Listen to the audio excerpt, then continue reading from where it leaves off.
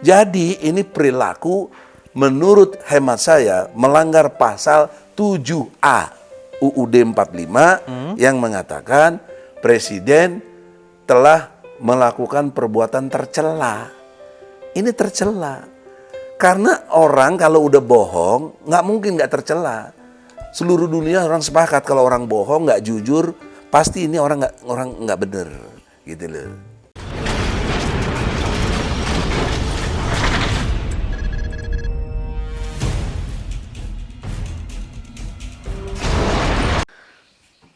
Bismillahirrahmanirrahim. Assalamualaikum warahmatullahi wabarakatuh. Sahabat Mimbar Tube dimanapun berada yang rindu dengan keadilan, yang rindu dengan kebenaran dan juga tegaknya supremasi hukum di Indonesia tentunya. Hari ini sangat berbahagia saya untuk kedua kalinya untuk bisa mewawancarai begawan ya, begawan, profesor ya. Nah ini sering viral beliau juga dan sempat dijadikan tamu Bareskrim dalam kasus makar. Tapi mudah-mudahan beliau tetap sehat ternyata. Dan kita akan sapa langsung, saya panggil dengan Bang Egy Sujana. Ya. Sehat Bang? Makasih Adinda Awal, Rizky. Rizky Awal. Yang unik, beliau ini akhir-akhir ini mengajukan surat gugatan ya pemakzulan. Nah ini agak bulan Ramadan mau makzulkan teman-teman semuanya. Makzulkannya nggak tanggung-tanggung. Dua lembaga disasar langsung oleh beliau, yaitu Dewan Perwakilan Rakyat dan juga Pak Lurah, ya, eksekutif dan legislatif. Pak Lurah ya, Pak Lurah. Eksekutifnya Pak Lurah. Ya Anda tahu sendiri siapa Pak Lurah yang saya maksud ya, gitu. Itu gimana, Bang? Maksudnya kenapa tiba-tiba Bang Egy tiba-tiba nulis surat begitu? Nggak ada angin atau memang sudah waktunya harus dimakzulkan gitu? Begini, dalam perspektif hukum, untuk konteks pemakzulan itu amat sangat tidak mungkin lah. Tidak mungkin.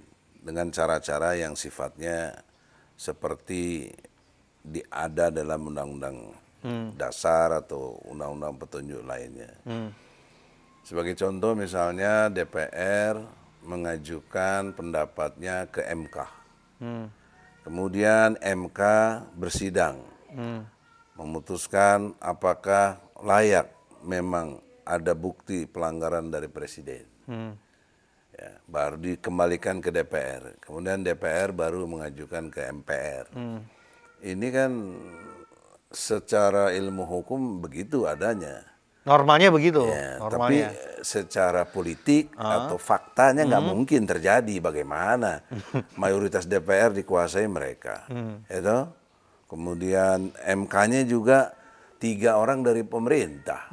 Ya. Dan juga yang lainnya nggak bisa masuk kalau nggak lobby-lobby di sana. Kita kan tahu lah negeri transaksional kita ini.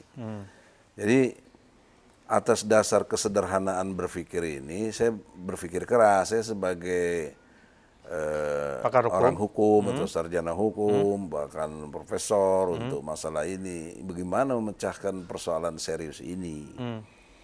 Nah, saya melihat konsep dasarnya dari Undang-Undang Dasar 45 tentang kedaulatan rakyat, ya, yang dimungkinkan.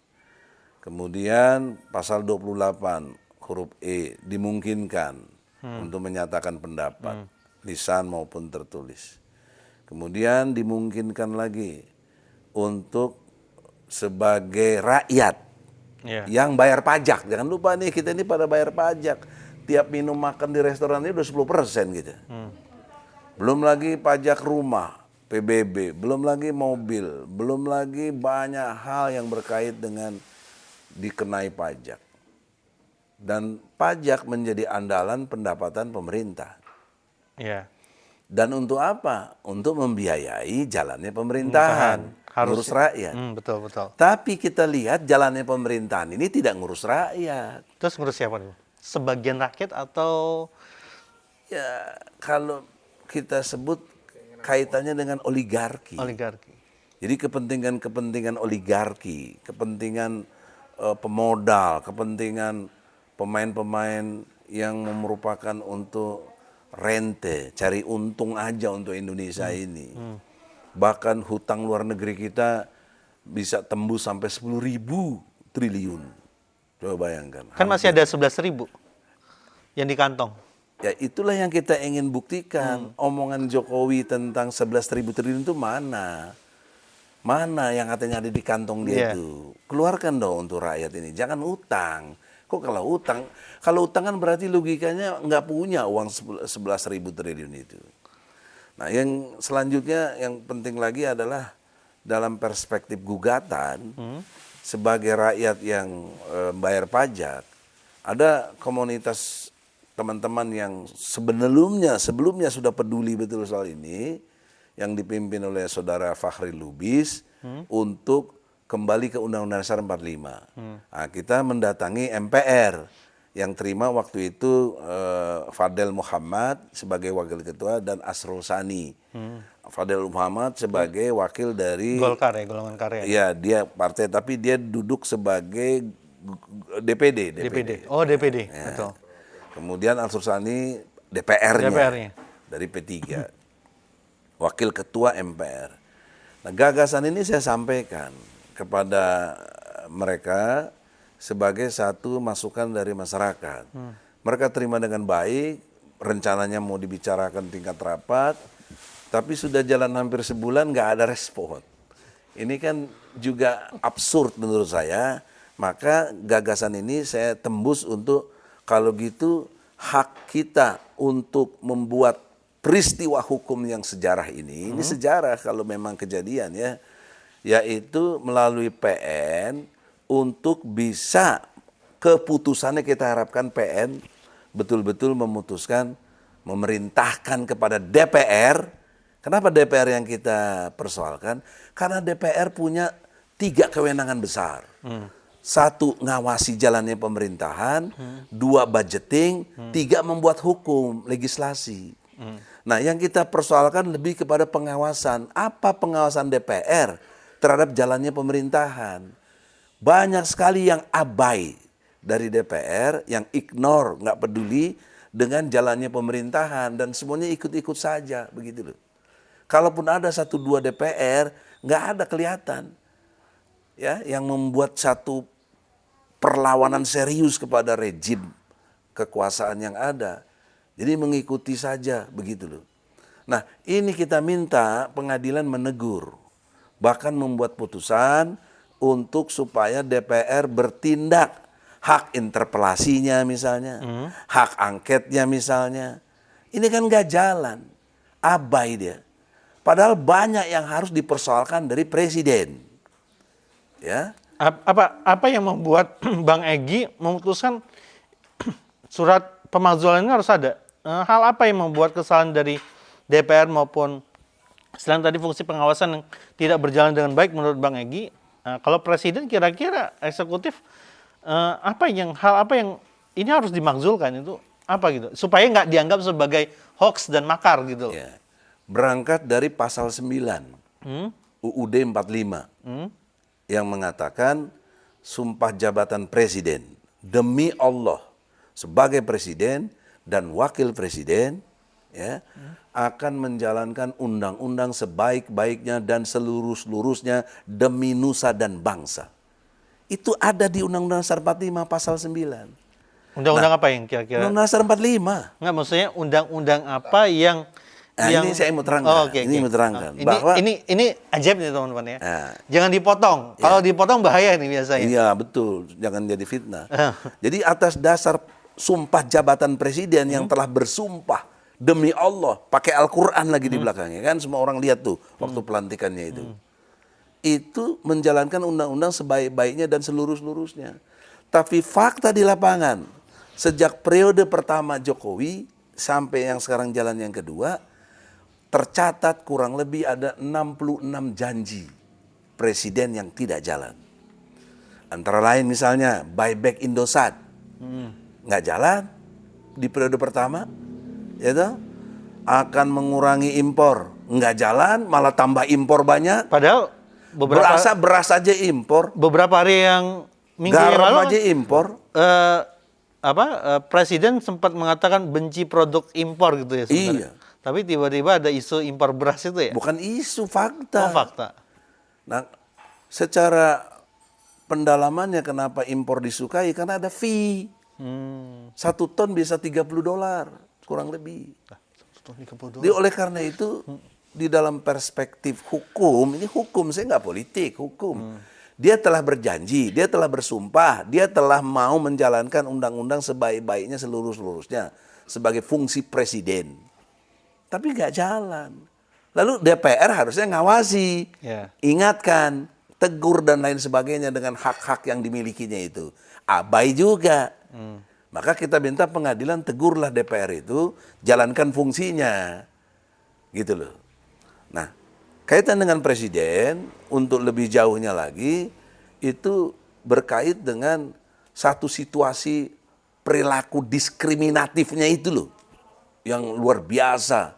Padahal pasal 27 ayat 1 UUD 45 mengatakan dengan amat sangat jelas bahwa setiap warga negara berkesamaan kedudukannya dalam pemerintahan dan hukum tanpa kecuali.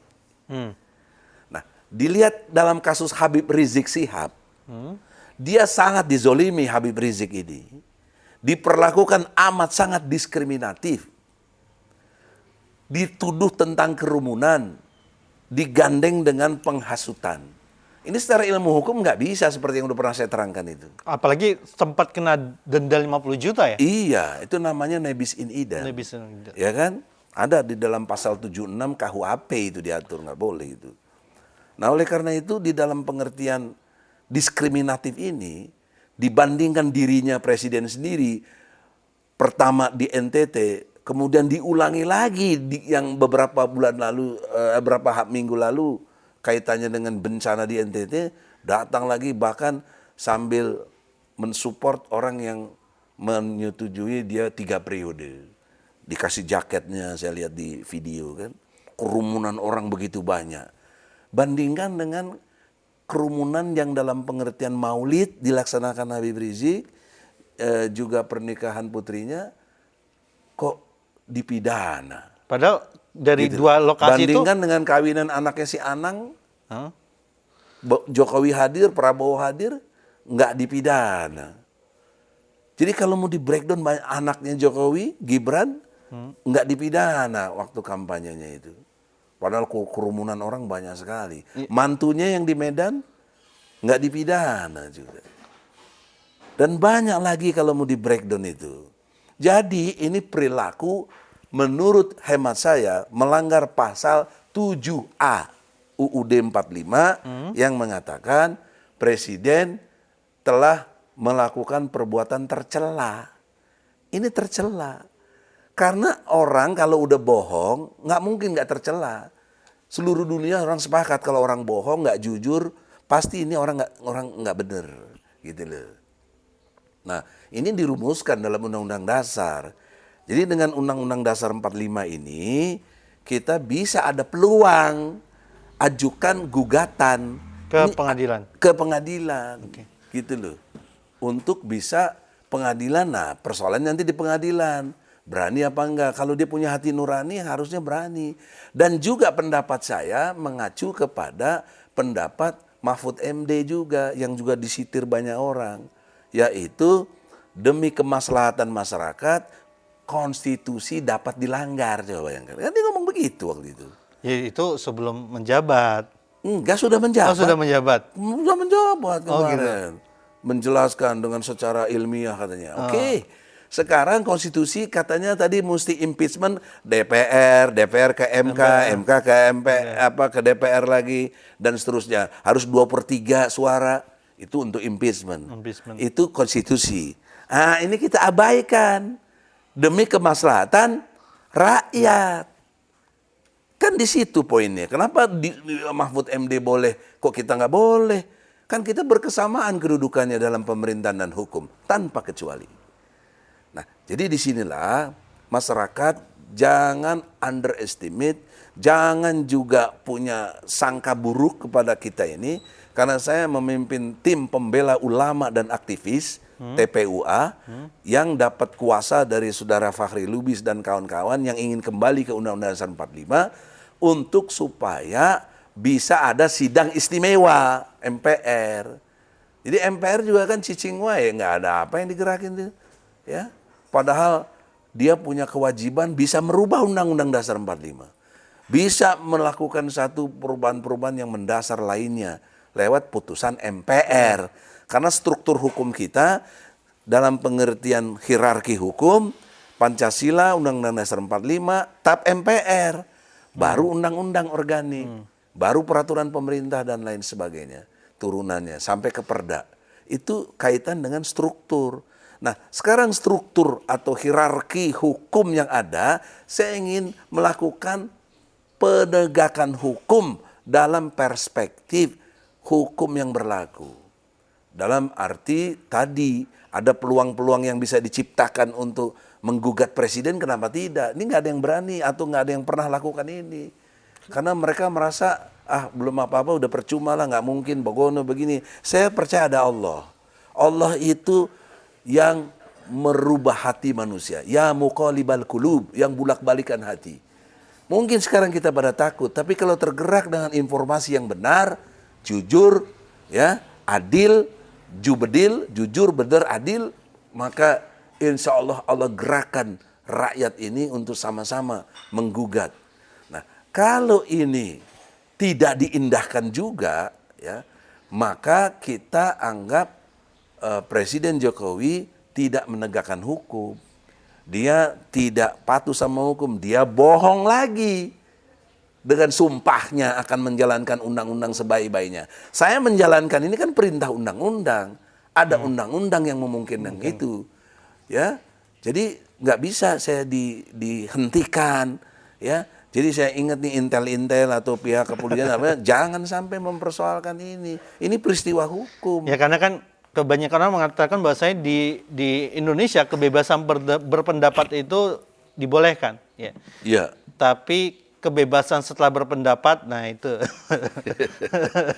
Mestinya, nah itu yang membuat nyali para aktivis dan mungkin beberapa anggota parlemen yang tadinya pro rakyat itu ya seperti apa kalau lagunya itu apa macannya jadi meong lah gitu ya gitu. Ya, kita hidup harus tetap ada optimisme. Di tengah kevakuman, di tengah fatih ya kalau bahasa kedokterannya fatih gitu, kebekuan yang begini, ketakutan ya, kita harus tetap optimis bahwa Allah memberi hidayah. Allah bisa menggerakkan siapa saja. Ini harus dijaminkan ya. Ini bulan Ramadan teman-teman, ini dijaminkan. Ya, hidayahnya di situ. Jadi ustadz-ustadz yang suka ceramah mestinya ngerti hidayah ini menggerakkan rakyat, justru bagaimana rakyat ini diajak ke jalan takwa. Nah, kita selama 7 kali presiden ganti, 75 tahun Indonesia merdeka, tidak ada dibawa rakyat ke jalan takwa. Orang rakyat mau sholat, nggak sholat sebodoh teuing. Mau puasa, nggak puasa sebodoh teuing. Mana ada yang mengkondisikan itu. Padahal perintah Allah jelas, kutiba alaimusyam, wajib atas kamu puasa. Mestinya pemerintah mengkondisikan bagaimana wajibnya ini, ya, dalam bentuk aturan. Nggak ada, karena nggak diatur. Ya. Juga tentang perjudian dilarang, nggak, kita tetap saja membolehkan dalam arti yang lain seperti pelacuran juga membolehkan. Nah ini juga perhatian buat gubernur. Dimanapun berada gubernur itu, jangan di daerahnya wilayah itu berlaku kemaksiatan. Nah kemaksiatan yang merajalela ini kan mengundang azab Allah gitu loh. Oleh karena itu kekuasaan harus diingatkan bahwa kekuasaan itu sultanan nasiro. Kekuasaan itu harus menolong. Menolong apa? Menolong rakyatnya untuk bertakwa betul-betul kepada Allah. Jadi dia tidak terganggu. Ini malah kita nyusahin rakyat. Bukan Sultan Ngaciro, bukan ya? Bukan Ngaciro kalau itu. Itu misalnya wanita mau kerja pakai jilbab, dilarang-larang misalnya. Ada juga kemarin anak sekolah dilarang-larang pakai kerudung. Itu kan nyusahkan rakyat, tidak nolong rakyat. Tidak membuat kekuasaan itu menolong rakyat. untuk takwa. Nah, nanti azab Allah akan datang. Nah, azab Allah datang, yang saya mengerikannya adalah bisa kena kita juga yang soleh-soleh ini, yang nggak punya dosa dalam arti politik. Nggak ada kita ini, kita rakyat. Ya, maka akan kena juga. Kenapa? Sistem. Sistem yang kejadian yang ada menjadi sistemik gitu loh. Maka oleh karena itu, wajib kita ingatkan. Nah, kalau kita udah ingatkan, Allah melihat perjuangan kita. Kalaupun kita belum sampai berhasil, mudah-mudahan kita nggak kena azabnya gitu loh. Amin, amin. Ya, itu antum juga yang wawancara nggak kena azab. Amin, amin, amin. Ya, yang nonton juga ya teman-teman. Yang nge-share juga nih. Yang nonton, yang nge-share ya. Jadi mimbar tub ini dahsyat lah. Ya, mengalahkan mimbar-mimbar. Kalau seandainya di pengadilan pemakzulan ini diabaikan ya, ditolak, bagaimana nanti langkah hukum berikutnya? Pameo secara umum aktivis sudah ngerti bahwa keadilan punya jalan pikirannya sendiri.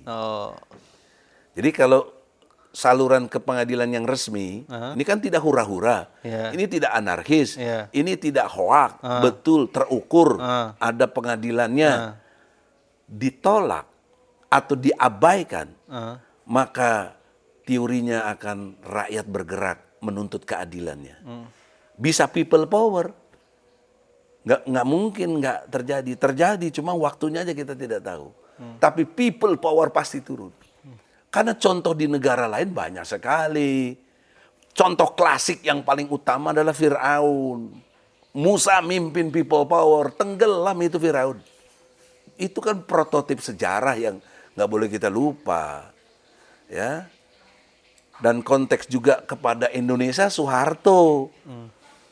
People power juga turun tahun 98 itu. Tapi kan kata... Sehingga Soeharto untungnya dia orang tahu diri. Saya melihat dia orang baik dalam konteks itu. Dia ngundurkan diri. Tapi kata gitu. Tapi pendukungnya eksekutif ini kan seperti ini ya, Khulafaur Rasyidin ya. Pernah nyebut sebagai Abu Bakar. Pernah nyebut sebagai Umar. Mirip sebagai Abu Bakar, Umar, Ali bin Abi Thalib hingga Utsman bin Affan. Lengkap nih. Jadi ini Firaun atau Khulafaur Rasyidin? Firaun. Nah, karena ada parameternya saya. Surat Al-Qasas. Tolong garis bawah ini. Ini sekaligus ceramah Ramadan. Surat Al-Qasas ayat 4 dan ayat 39. Al-Qasas itu surat ke-28. Kalau perlu nanti ini dimasukinlah ayat Quran itu di layar supaya saya nggak dianggap fitnah.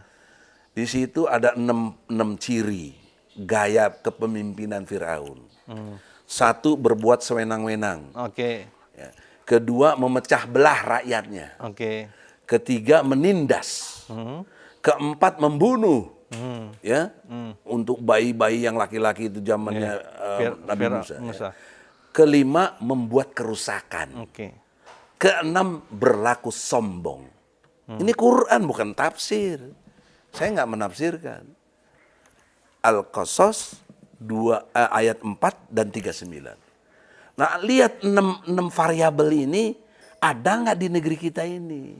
Sewenang-wenang nggak? Sewenang-wenang. Dana bansos aja ditimpe juga, bayangkan. Itu kan sewenang-wenang. Menterinya dari mana? Dari partai PDIP. Siapa yang ngangkat menteri? Presiden. Masa nggak ada diperiksa keterlibatan? Nggak mungkin, mestinya diperiksa. KPK-nya aja nggak berani. Nah, kita ingatkan ini, jangan sewenang-wenang. Kemudian tembak KPK lagi bingung nih, Pak. KPK lagi bingung FPI ditembak. KPK juga lagi bingung, hilang 1 truk ini masalahnya nih. Iya, emas lagi kilogram hilang juga ya. Ya itu juga. Apa tidak sewenang-wenang membunuh? Ya, 6 syuhada FPI. Apa itu bukan juga masuk kategori yang membunuh dalam konteks Firaun? Apa nggak terpecah belah bangsa kita ini? Kan pecah belah kita ini dibikin. Di fait accompli satu dan bikin pakai buzzer. Dibayar lagi buzzer. Ya, budgetnya nggak tanggung-tanggung sampai 90 miliar buzzer itu. Untuk memecah belah bangsa. Memfokus ke ini kan gaya-gaya Firaun. Zaman now. Zaman now. Ya. Dan Firaun bersama bala tentaranya berlaku sombong. Nah, Anda lihatlah bala tentara presiden siapa? Lihat TNI, Polri, sombong nggak sama rakyat? Harus diingatkan. Jangan mentang-mentang TNI, Polri sombong, nggak boleh. Main tangkap orang aja, main tembak aja. Nggak boleh. Sementara diskriminatif luar biasanya, gerakan bersenjata Papua, nembak orang, bunuh orang, bahkan TNI, Polri juga banyak yang mati di sana. Bahkan guru terakhir ya? Iya. Tidak ada diserbu. Pemberantasan separatisme. Kita yang emak-emak yang belum ngapa-ngapain udah ditembak mati coba. Ini kan diskriminatif yang luar biasa. Rakyat ulah cicing wae cek Sunda mah gitu. Ya. Harus bergerak secara intelektual. Saya kemampuannya di ilmu hukum bergerak. Yang kemampuan ekonomi, kemampuan politik bergerak dong. Ya, untuk satu muara sudah saatnya, cukuplah. Jokowi cukuplah. Anda kalau tobat nasional, demi Allah demi Rasul, saya tidak bermaksud mau menjatuhkan atau apa. Kalau Anda tobat nasional, Anda kembali kepada Undang-Undang Dasar 45, menegakkan hukum-hukum Allah, saya jadi pendukung Anda. Sangat jelas. Ya, saya mendukung. Karena Anda tobat. Ya, nggak ngincar jabatan komisaris kan? Iya, nggak ada.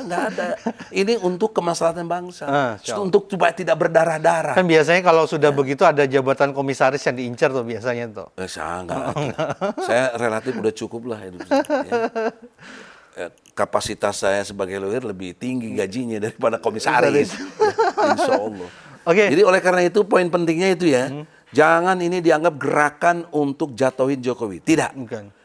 Kita ingatkan Jokowi untuk sadar dan tobat. Kembali ke Undang-Undang Dasar 45 yang asli, kemudian menegakkan hukum-hukum Allah, saya jadi pendukung Anda. Jangan dibalik-balik nih. Tapi kalau Anda tidak tobat, sampai kapanpun saya lawan Anda. Gitu loh. Itu logikanya. Terima kasih Bang Egy. Jadi teman-teman dulu setuju nggak? Nah, kita sudah masuk waktunya berbuka puasa. Ketika kita mengadakan video wawancara ini, mudah-mudahan teman-teman semua tetap semangat di bulan Ramadan. Amin. Tetap menegakkan kebenaran dan keadilan, dan jangan bosan-bosan berdoa kepada Allah Subhanahu wa taala agar pertolongan Allah Subhanahu wa taala didekatkan kepada negeri kita tercinta Indonesia ini. Assalamualaikum warahmatullahi wabarakatuh. Waalaikumsalam.